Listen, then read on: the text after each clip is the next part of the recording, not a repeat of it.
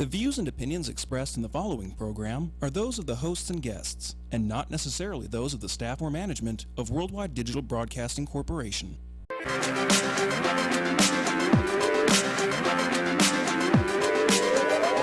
she's walking the red carpet or doing interviews, you'll find her with celebrities and all the latest news.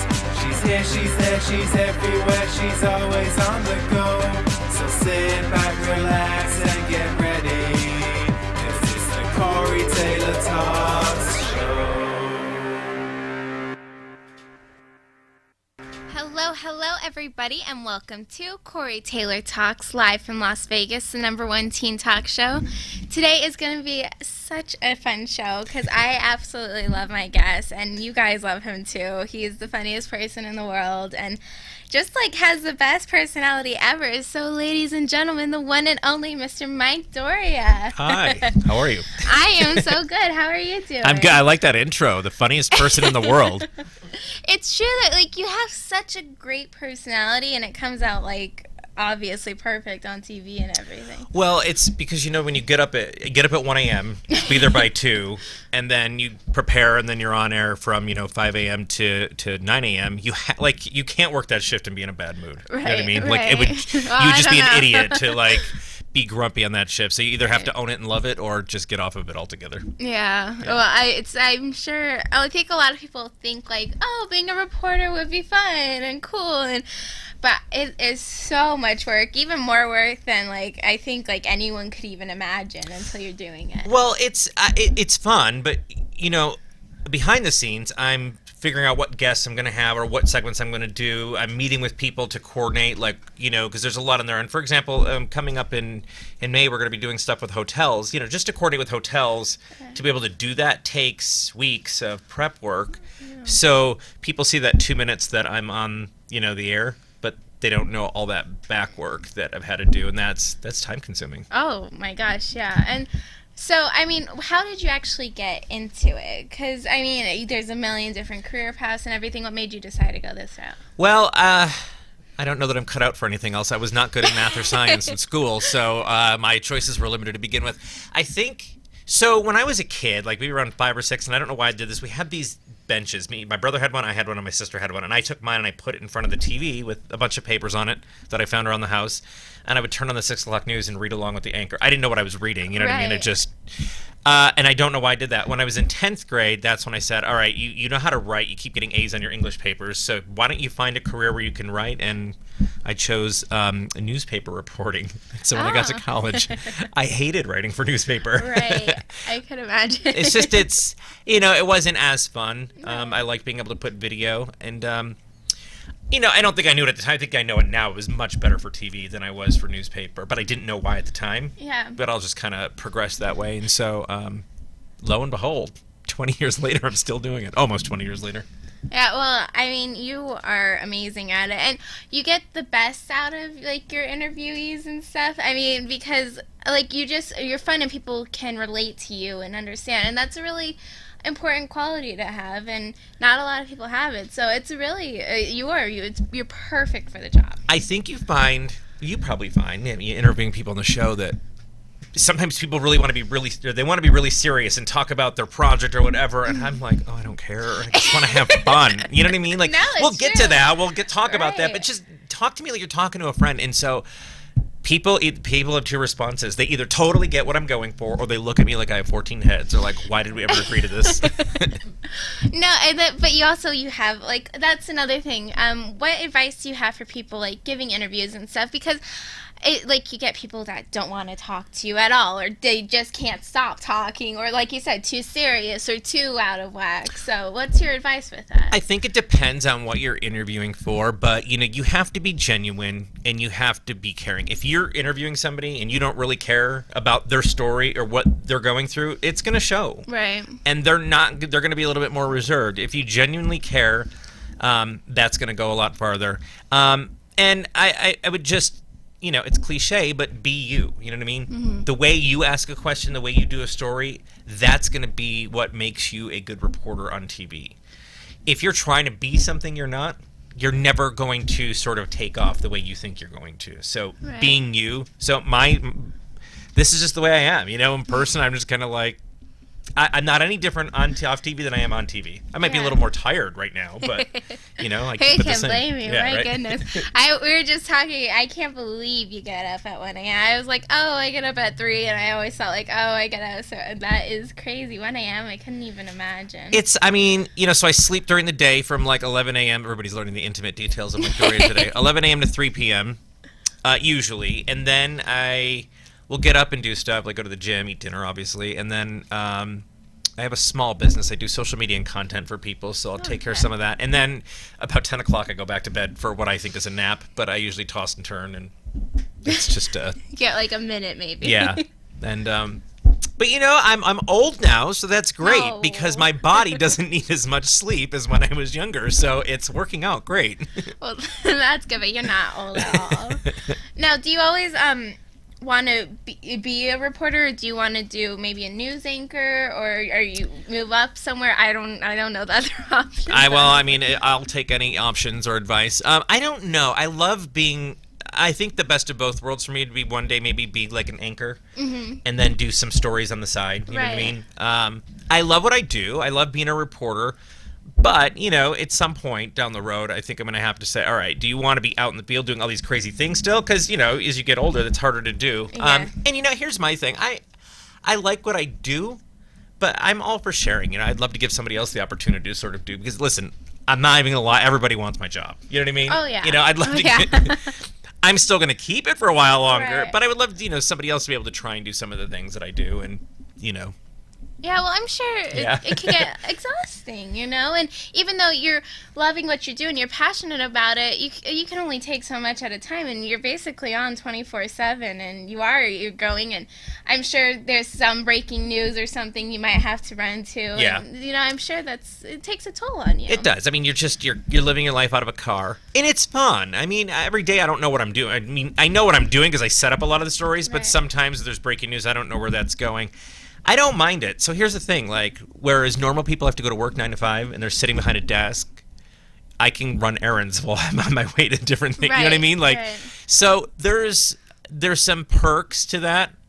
There's some benefits to working that shift, but I like being active. I've had the desk jobs and the office jobs too. I don't know that I love that either. Yeah. So Yeah, no, I understand. And that's why I do love doing this show, because I do also do, internships and stuff. Yeah. And it's a lot of desk work and stuff, and I love actually doing stuff. But, every now and then you're like, oh, maybe I wish I could be sitting down right now and doing just the writing out. for like a year I did it, and I love CBS CBS Radio, but I did a digital content manager job for them, and it was a great experience, but I was in an office all day, and I'm like, oh my gosh. I'm like, where it's like you're sitting there and you hear God almost say to you, this isn't what you should be doing, right? And so I'm somebody who can't be doing the same thing for too long. Right. So that's why I have my hand in everything. I can't sit still. I'm completely neurotic, which is great. I'm a total control freak, even though I don't want to admit it. You know what I mean? So it all works out somehow in this world. I think that you could have your own show. Yeah.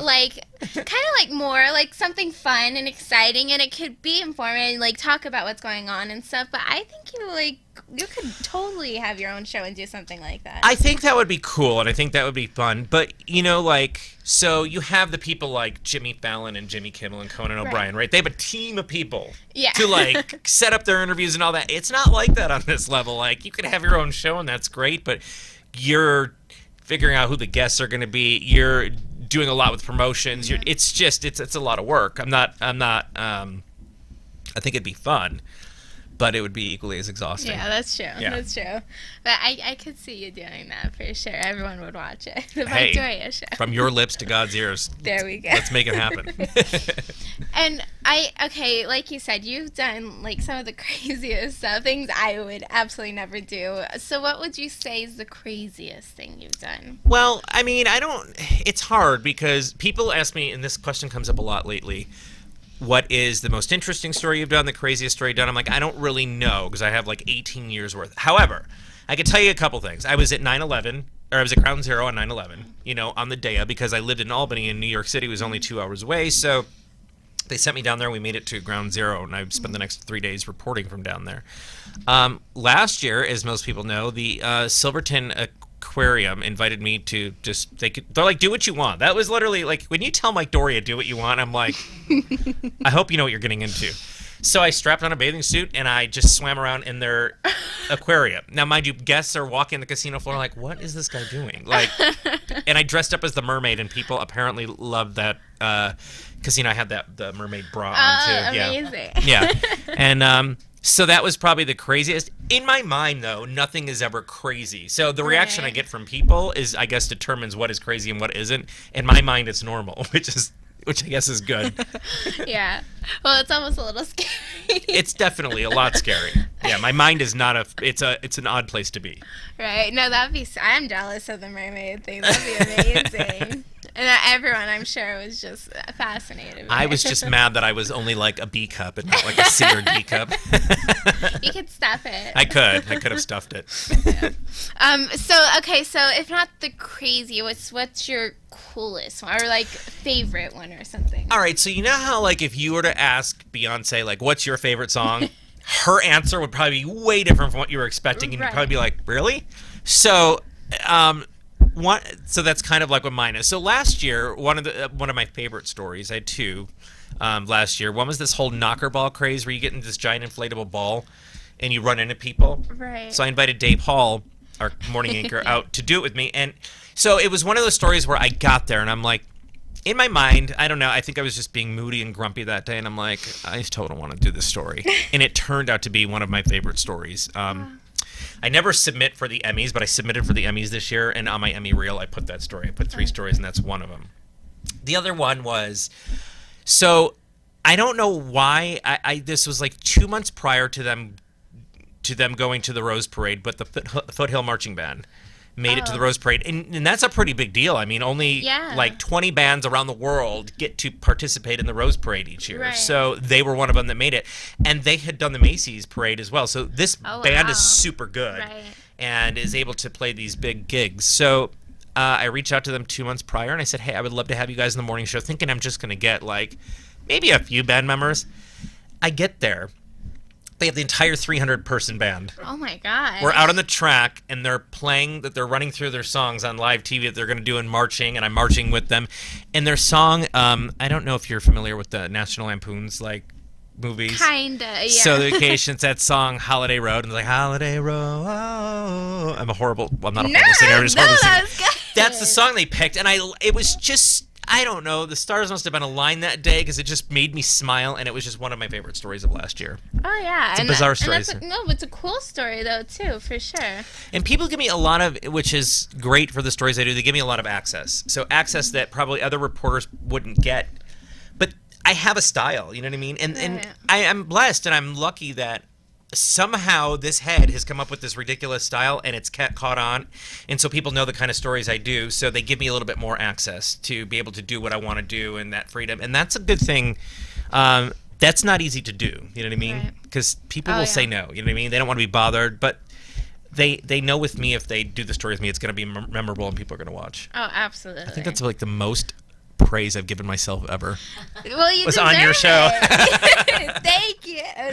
No, but you deserve it. And I gotta say too, first of all, that was very good. But you had a band, if I'm not mistaken. I did. Why don't you talk about that? So all right. So when I was like, I don't know, I think this was on a dare, by the way. So okay. My favorite band is Live, and they don't play anymore because they broke up. But back there was that Lightning Crashes. That was like their big song, whatever. So I had a friend who was in a band, and I talked about being in a band. He's like, you can't be in a band. It's not as easy as you think. And I do sing, and I'm like, I hate when people challenge me because I'm going to take the challenge and run with it. So I went out and I gathered up and found people. I mean, I was like a lunatic probably. I'm like Craigslist looking for band members, created the logo, got that, and boom, we became a band. So we were a 90s cover band, and for the next 2.5 years, we were playing in Las Vegas, even getting paid. But that's a lot of work. You know what I mean? Right. You got to show up to rehearsal rehearsals. As the lead singer, your job is to not only sing, but you've got to like book the gigs. You've got to coordinate with everybody. You're the the person who's interfacing with the manager at the venue, and it's a lot of work. So 2.5 years in, I'm like, okay, but it was fun. Well, 2.5 years is a little long, especially for a lot of bands nowadays. That still lasts really long. So here's the thing with the band. If I were a bar, I'd be like an idiot, right? I'd be like, oh my gosh, a band, yes, you guys are probably going to get hundreds of people to come in here, and it's great for business. Well, the reality is, people will say they're going to go to your show, but then they don't show up. Of course, right? So it's not as easy as it sounds, and it gets frustrating, and you're always typically pulling from the same pool of people to invite. So I think for a band to work in this town, this is my own personal opinion, so if anybody from a band is watching or listening, I think you have to have a really good product. Empire Records, if you're familiar with them, they're awesome. They're like a 90s cover band as well, but do a phenomenal job, and they get booked all the time. I mean, I think they're that good. But unless you're really good, it's kind of hard to develop a following. You know what I mean? And get that to stick. So it's fun, but you have to treat it as fun. If you think you're really going to be a rock star, you're probably going to be sorely mistaken. Yeah, well, we had a couple bands come out of Vegas that were successful and stuff. Yeah, I think like the Killers, Imagine Dragons, Panic at the Disco. They're really good, right? Yeah. But like as a local band to play, and I get it. Bars, gig or venues, they want you to bring people, especially if they're paying you. Yeah. Yeah, so the more people the better. Yeah, right? Now, when you're reporting and stuff, I'm sure a lot of things can happen. Did anything, really wrong happen? Go, super wrong or turn, oh, that's not exactly what I wanted at all? Almost every day I'm out no, for me, so if you're like a normal reporter, and I'm going to go with normal because you'll find out why. So a normal reporter, is very scripted, and he or she will say, all right, I need A to go to B to go to C to go to D. Okay. I'm the one, I have interviews like, all right, so what are we going to do? I'll be like, I have no idea. When the camera goes on, we'll figure it out, right? So I never know what I'm doing from start to finish, where I'm going to go. I might have a rough outline of okay, I know I need to talk about that unicorn frappuccino thing from Starbucks. You might be the only one. By the way, do you like it? It's not as good as I was expecting. I'm not a sour person. So if you're a sour person, it'd probably be great, but I'm not a total sour person. People are mad about that. I was reading Consumers today, and they're all like... It's so pretty. But if you go... I'll tell you, all of them are running out of them. So if you go to one that's in an Albertsons, you'll probably be able to find it, because no one's going to the ones in Albertsons. That's how I got this one. Well, because everybody probably wants to try it. There was a guy that actually works at Starbucks. One of the baristas went on Twitter, and he's like, please stop buying this. It's...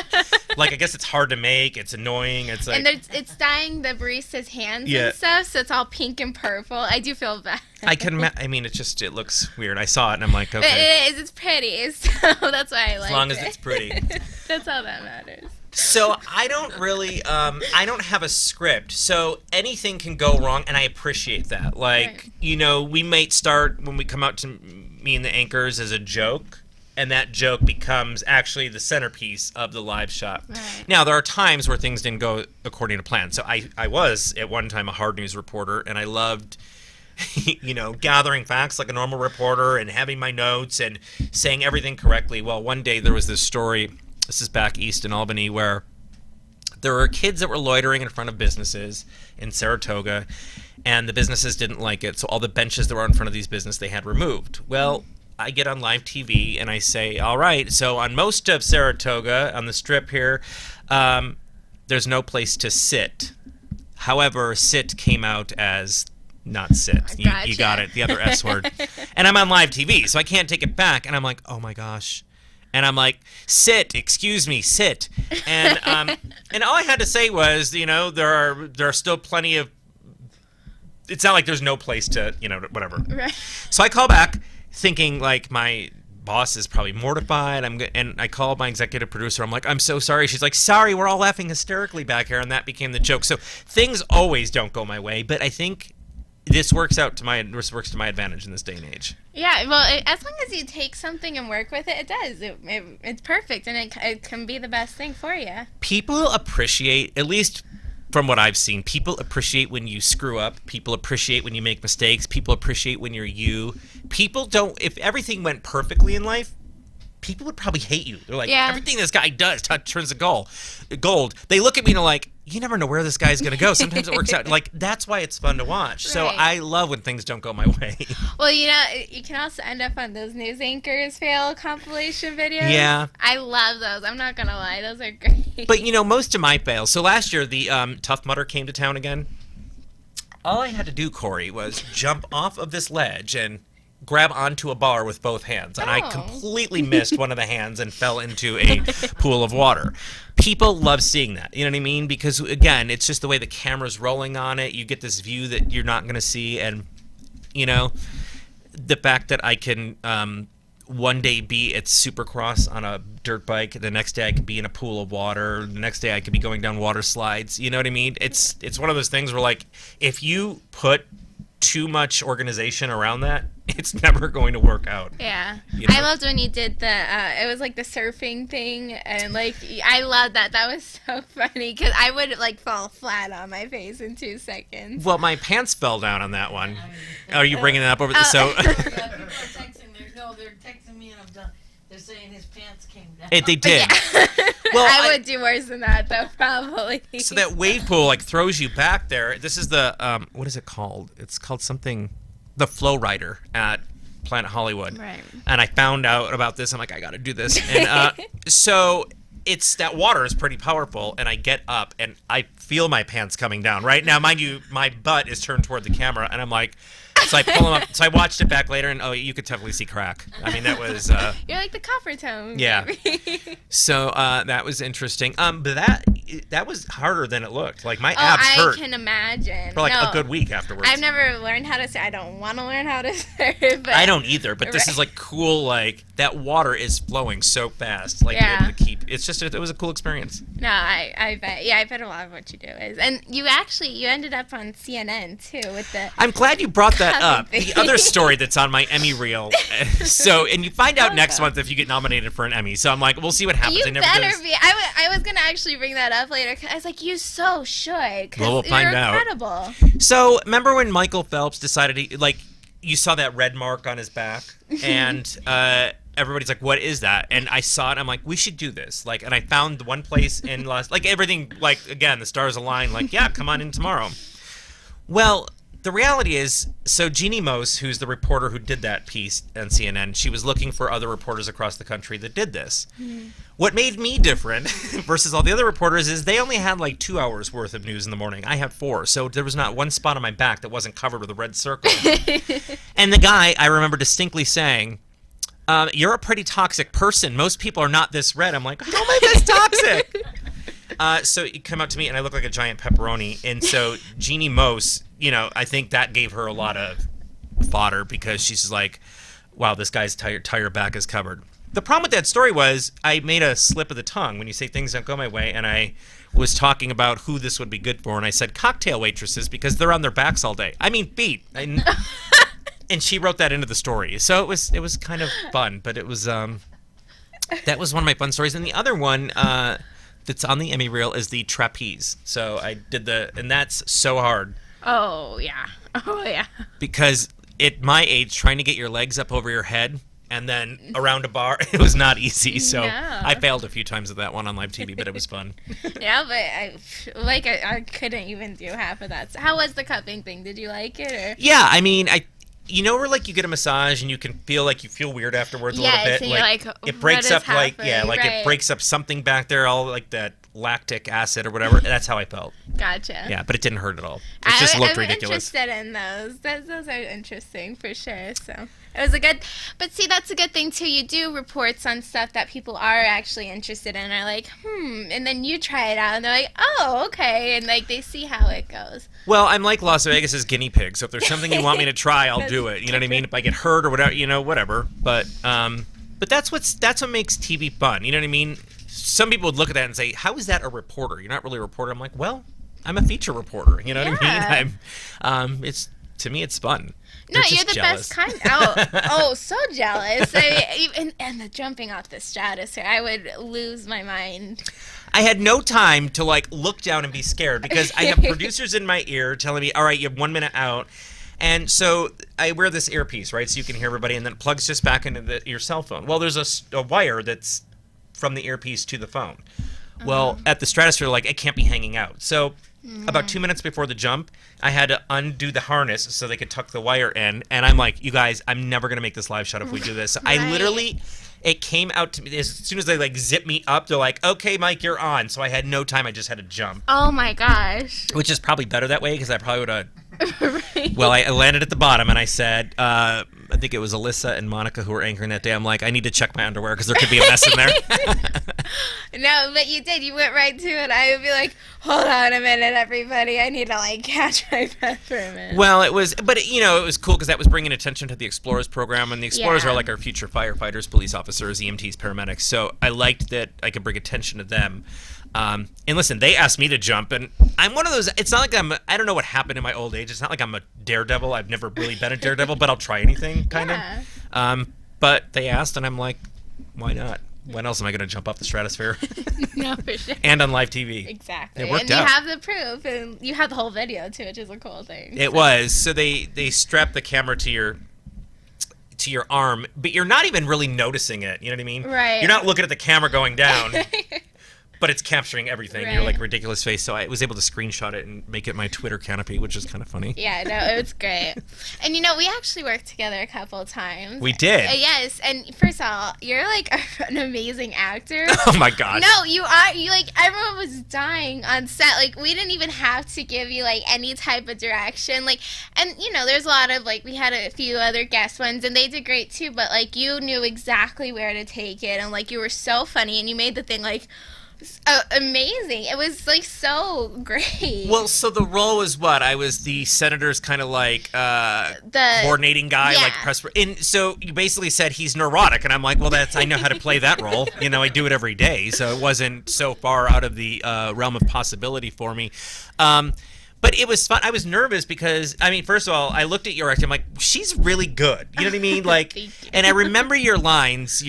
You know, like, I remember you were standing at the doorway and you were telling that guy, like, it's just a few friends, come on in. But you're so natural. And then I look at me and I'm like, you know, it's good that you're playing a neurotic role because you look neurotic because you're thinking about it and you know what I mean? But acting's not really my thing. Ah, interesting. And, like, a lot of people actually came up to me and were like, Mike Doria did, like, a really good job. Like, everyone thought you were hysterical. And, like, everyone on set was like, he did great. Like, you stole the whole set completely. Everyone was just like, oh, my gosh. Oh, well, hey, maybe I'll... So, you know what I did, though? I always wanted to do, like, theater because I don't know why that appeals to me. So I set a goal this year. So I started improv. So I just finished Improv 1. It was an 8-week class. I'm doing Improv 2 now with Vegas Theater Hub. And it's literally, even if I didn't do anything more in theater, just for that 3 hours a week where I'm being a complete idiot, even more so than I normally am on TV, but there's no camera and you can do whatever you want. It's fun. So props to actors because I think people look at it and say, oh, how hard could it be? Right. It's so I do TV, right? Like the camera's on me. I can't see the audience. It's fine. You know what I mean? Right. And it's TV news. Acting is a whole different Yeah. ball game. Even though some of what I do on TV, there is a little acting involved. It's Oh, just of natural how it course, normally. right, But yeah. when you're trying to play the role of somebody else, I think it's not easy to do. Oh, no, and, you know, that is the thing. Everyone's like, oh, you're just acting and stuff. But, like, there's difference between theater acting and film acting, and you have to know, like, the different terms and stuff. And it is. It's some people go really into it and, like, go really deep. I'm not, like, I just kind of go with the flow. Well, that's what take on makes... the role. But that's what I liked about you. You're just very, like, you know, like, don't overthink it.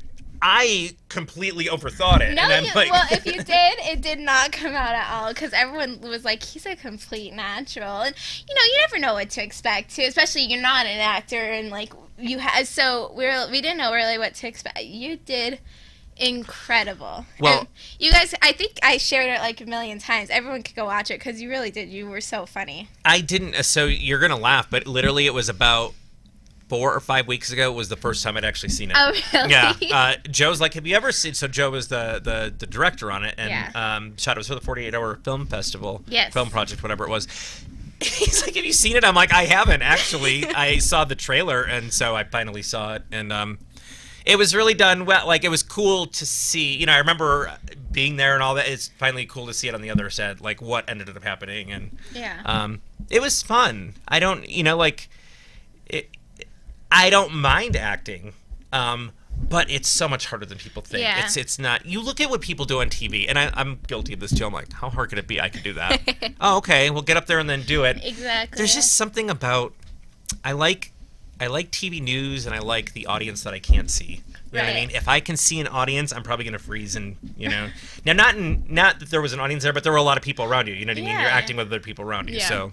Well, you know, honestly, too, when I started the show, I was like, oh, it's just a show. Like, it can't be that hard. Well, I mean, so, I mean, you constantly doing it every single day. You never know what's going to get thrown at you. I can't even begin to imagine how difficult that would be. Well, it's, again, I think I really had to learn, especially as I got older, to stop trying to control everything. Let it happen as it's going to happen. If people are going to cancel, let them cancel. If you get pulled off one story to go to another, like, because if you start micromanaging every detail of it, you sort of lose sight of what it is you're trying to do. And although you think you're trying to make it better and you are making it better, you're actually not. And that's the audience sees that something's off there.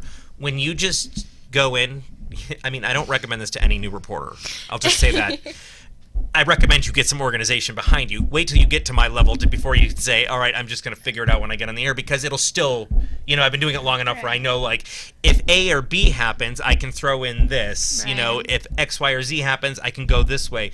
As a new reporter, you don't know enough yet to be able to do all that. So I like just sort of never knowing what's going to happen. Well, you did. You kind of got thrown in. Also, he hosted the red carpet for Telephobia, too. Yes. And you just kind of got thrown in there, but you, like, were so fun. Again, stole the whole red carpet. Everyone was just dying. Like, you were so great on it. Well, because if you give me too much direction, then I'm overthinking things. If you give me zero direction or not a whole lot, then I'm like, all right, I guess anything goes.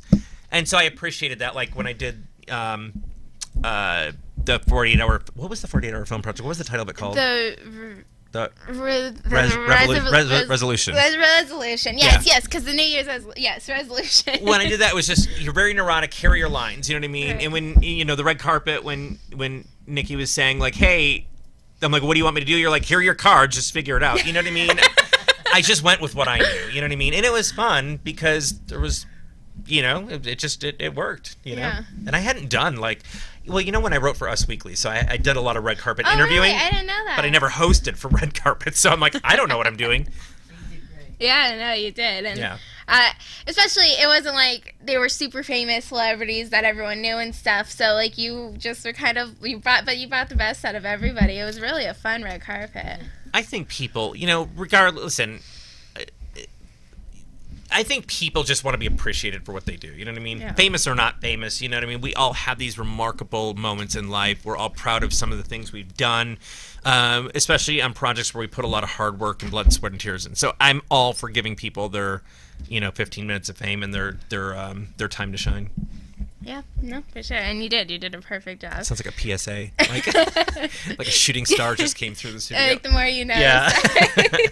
I'm trying to get the questions that people were asking. And oh, these are all people's questions? Yes. Oh, that's amazing. I thought they were all yours. I'm like, man, she really did her homework. Well, I did a lot of research, but we got a bunch of different questions because, like I said, everyone just loves you. And although like you get to see a lot of you don't get to know like the personal you as much because you're doing all the stories and stuff. So it's a really cool thing to be able to. I'm not boring off TV, but I think if you said if somebody said it would be cool to hang out with Mike Doria for a day, they would about 2 hours in, they'd be like, I'm going home. There's got to be something better to do for the day because it's not that, you know what I mean? Like it's so mentally exhausting doing what I do that by the end of it, by 10 o'clock in the morning, I'm like, I don't want to talk to anybody anymore. Right.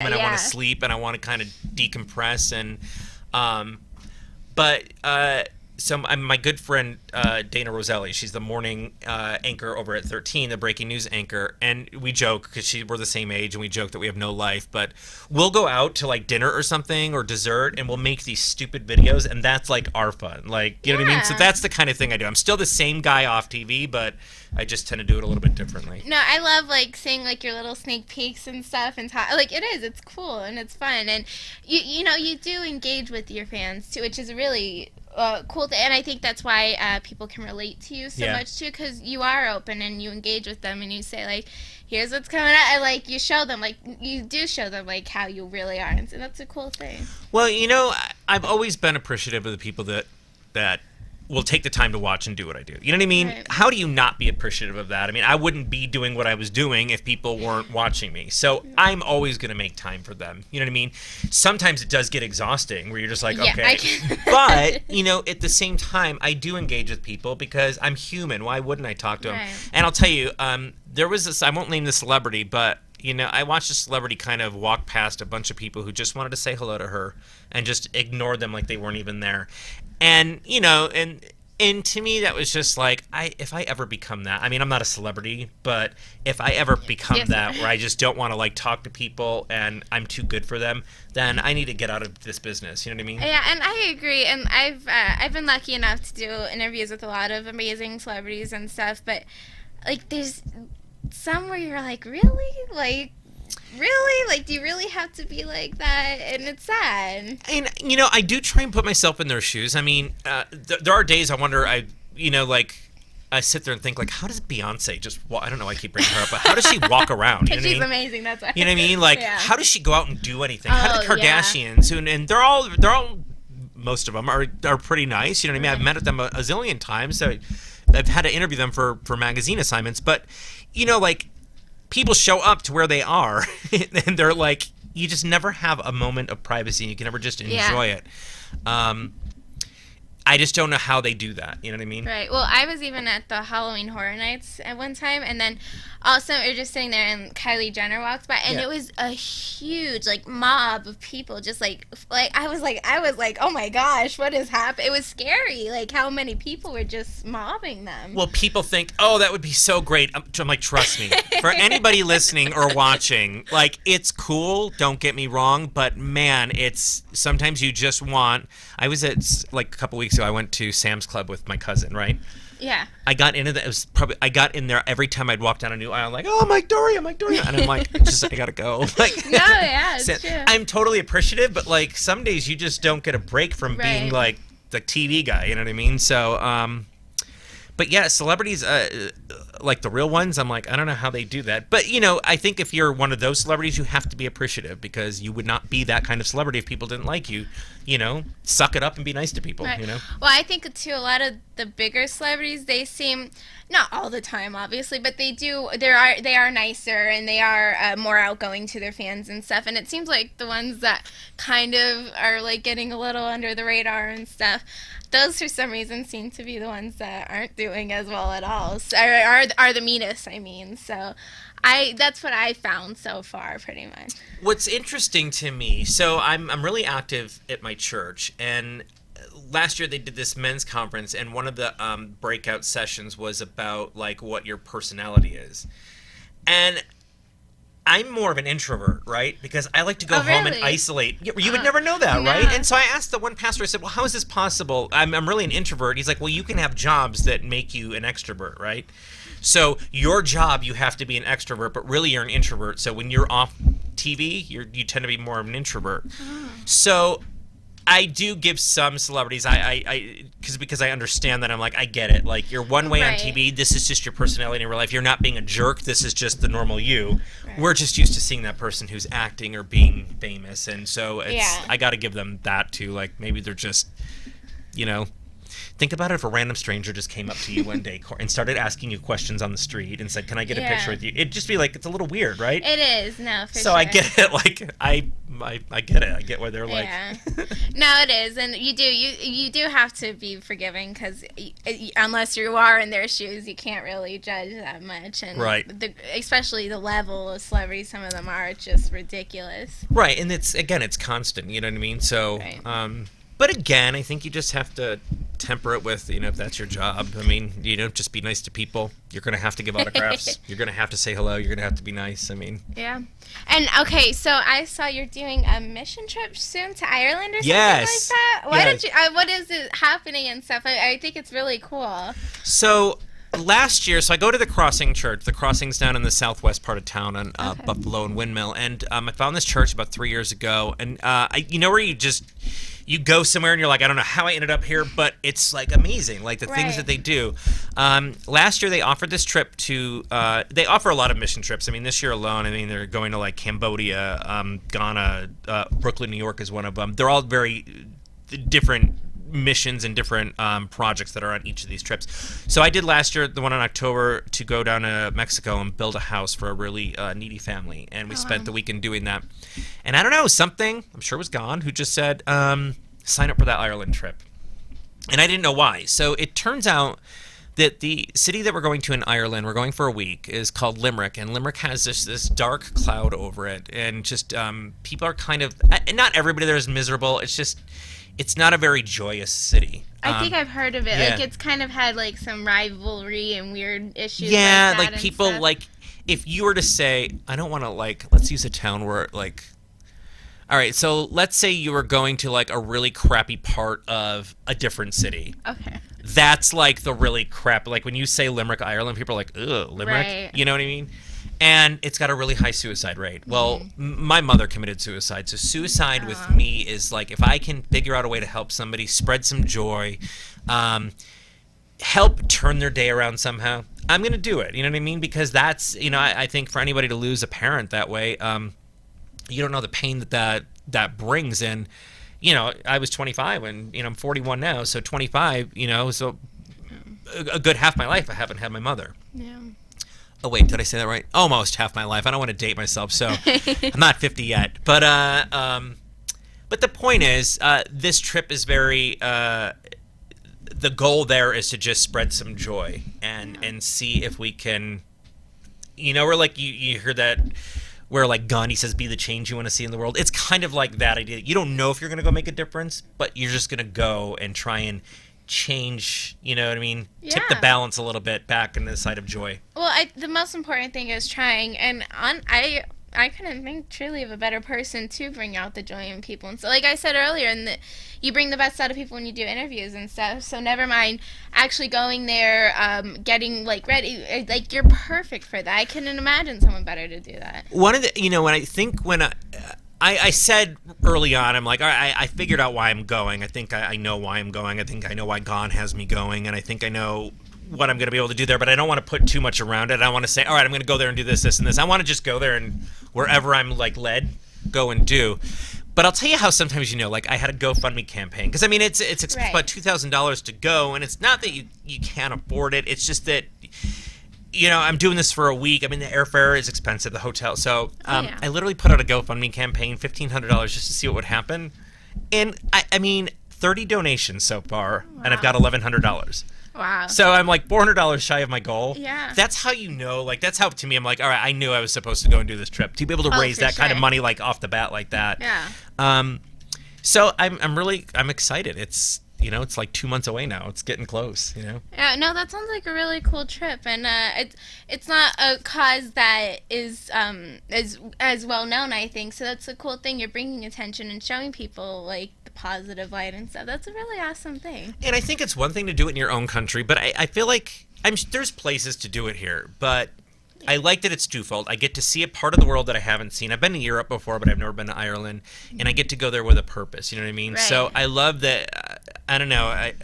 I love that I can go there to sort of sightsee, but that's not the main. That's just the side effect of why I'm really going. You know what I mean? Yeah. So when you can kind of couple those two things, I think it'll be a really great trip. We'll find out. Oh yeah, and I bet it'll be beautiful. I always wanted to go to Ireland. It looks amazing. I better find a freaking leprechaun. Go, just look for the rainbows and then try to find the other. The unicorns. Yeah, like, you can bring the from Vegas. Maybe they need that drink there. Like, and yeah. it could brighten up. Yeah. There you go. I don't even know if they have I hope they have a Starbucks in Limerick, Ireland. I heard they have almost every single thing we have. Like, they even I think like Iraq and has like KFC and everything. Really? So like they better have a Starbucks. I mean, how, like, I don't know how elitist for me to think that like they couldn't possibly have a Starbucks over there. But if you look at like Limerick and it really looks like these old like medieval kind of times. I mean, it's a really old city. When I went to Rome a few years ago, I was, I'm thinking Rome is this nice big cosmopolitan. Like, I get there, it's literally cobblestone roads. You look in like side shops, and there's people still carving furniture. I'm like, there's machines that do that, Wow, but yeah. it's like the Industrial Revolution never hit Rome, but you appreciate that. Right. You know what I mean? Oh, and that it's cool being an American and stuff. I'm proud to be American, blah, blah, blah, blah. But it's like you wish there was like that kind of history and stuff Yeah. where the buildings were old, and it's not that much here, so I can imagine how cool it would be. Well, we don't have ruins here unless you're talking about the inner city, and that's just people ruining it themselves. You know what I mean? Right. Like, It looks like it. yeah. So when you're in Europe looking at these ruins, like the Colosseum, it's amazing. Like that they have all this history, and over in America we had to create our own. You know what I mean? That we don't have that kind of history, but it's cool. Yeah. You know? Oh, for sure. But we are actually going to take a quick commercial break, and then when we come back, we'll be talking more to Mike Doria. And I'm going to ask some fun questions that I hope you haven't been asked before. So we're going to get to know you a little better about more random stuff. All right, random All away. right, let's do it. Cool. Frank's European Service is an authorized Bosch car service center. We service all European makes and models, but specialize in Mercedes-Benz. Why choose Frank's European Service? Our mission is your experience. Honesty, always telling the truth during the service and repair process. Integrity, always doing the right thing. And quality, always using the best possible equipment, parts, fluids, and personnel. We provide a 3-year or 36,000-mile warranty on all parts and repairs. We offer stress-free financing with the Bosch Service Credit Card. Frank's European Service. Visit us at 1931 North Rainbow Boulevard, Las Vegas, or call us now at 702-850-7558. Hello, everybody, and welcome back to Corey Taylor Talks, live from Las Vegas, the #1 teen talk show. Once again, I have the best man in Vegas and the funniest and the guinea pig of Las Vegas. I love that you said that. That was perfect. It's accurate. Yeah, no, that should be your like little tagline and stuff. My tagline. I'm going to change my Twitter. Vegas is guinea pig. There you go. But Mike Doria, amazing. Everyone adores you, and everyone was so excited about this to get to know you better. I love that people wrote. I literally thought you were just asking all those questions. Like, she's really thorough. Yeah, I love that people care enough to want to know these things about me. See, Like, she always gets the questions, and then she sends them to me, and she's like, okay, here's the questions, but we keep getting more and more throughout the show, too, so it's really cool. Everyone's excited for this. ask away. That's great. All right, so, okay, let's ask some of the more random questions and stuff. Okay, so if you could have dinner with anyone, dead or alive, who would it be and why? So, I don't know that anybody. I don't know. I asked this question. I asked if people know this person, and some say yes, some say no. It just proves my age. Alanis Morissette. Oh. Do you know who Alanis Morissette is? Yeah. All right, so you've heard of her. Because for two reasons. One, she's I've met like every celebrity that I've never wanted to meet. She's the only one that I wanted to meet that I've never met. And I don't know, her music, I think growing up, I just really connected with her music. I think she's an amazing writer. Where you have those moments in life where it's like tough, and you get to like that music sort of helps heal you.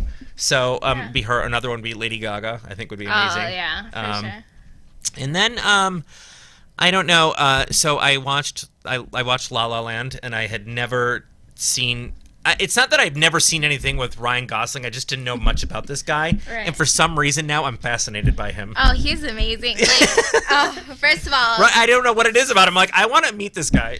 well, he's like. I would imagine he'd be like kind of like a jerk and stuff, but everyone says he's like the sweetest guy, and like he saved a woman's life from she was like gonna cross the road or something, and like he like literally grabbed her. Like he's like a superhero and like gorgeous, and everything's perfect about him. He's like the perfect human being. He's just, I don't know. After you watch La La Land, is just a lovely movie. Like if you didn't like it, I would do lunch with Emma Stone too. I like that. Oh, yeah. And I think I want to do lunch with Deadpool, like in character, like as Deadpool. That'd be cool. because I think that'd be fun. So No, Ryan for Reynolds sure. as Deadpool. There you go. Yeah. That would be interesting.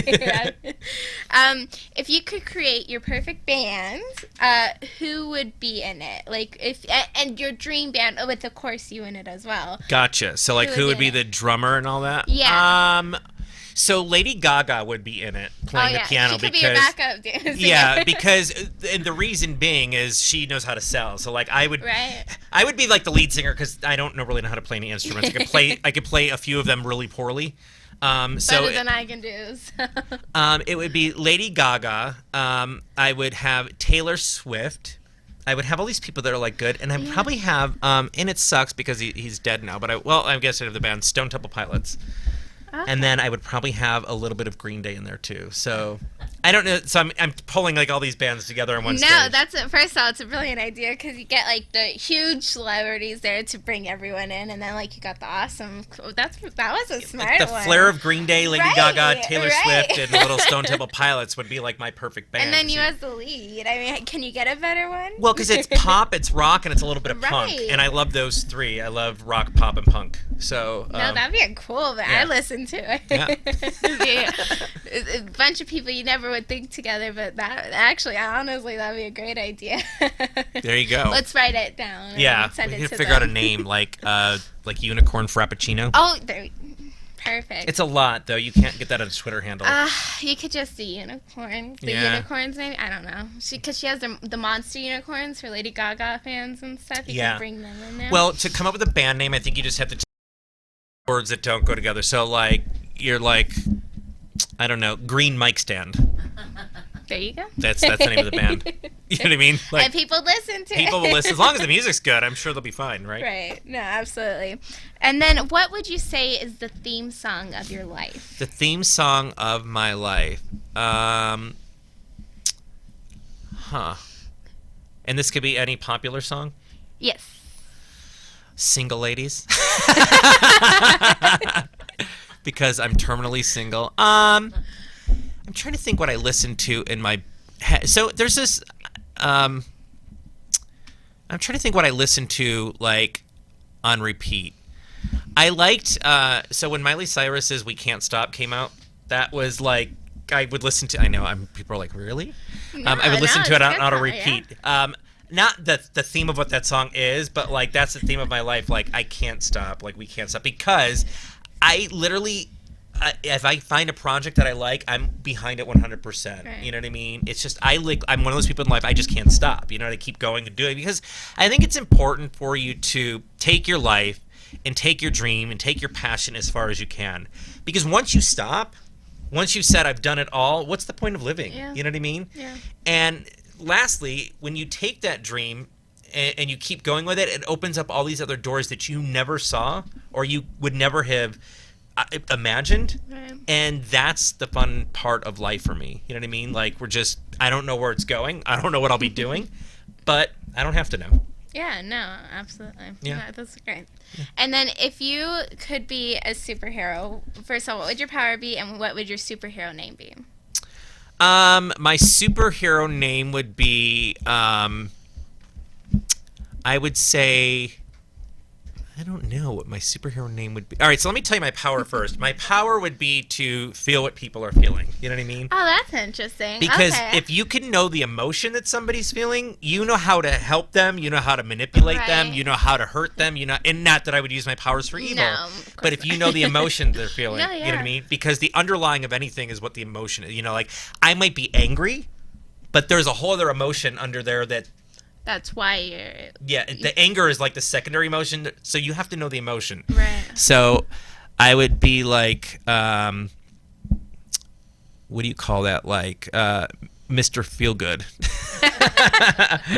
Or something like Emotion Man. There you go. You know what I mean? So yeah, I'd tap into people's emotions. Perfect. That's a cool one. I never heard of that before. That's a good one. Yeah. I need a better name, though. What would you name that person? I don't know. I was thinking like empathy or something. I don't Yeah. know. I don't know. Like empathy. Like just the M. Yeah. Oh, Oh, cool. And like it could be like the mighty empathy man. Yeah, or something. there you go. All right, empathy it is. All right. Just MPATH with Empathy Fox. Yeah, Mr. Empathy.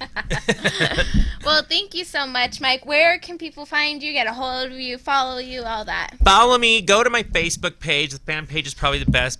So you could search Mike Doria LV. Twitter is Mike Doria. Instagram is Mike Doria. And then please, please, please watch Fox 5 News in the morning. Yes, and it's the best news station, like completely. I agree. Well, thank you guys so much for watching. Please go check out everything Mike's doing. Donate to the mission trip because that'll be a really cool thing. Yes, that'd be great. Thank you guys so much for watching. And remember, never give up, always believe, and you'll achieve. Thank you and God bless.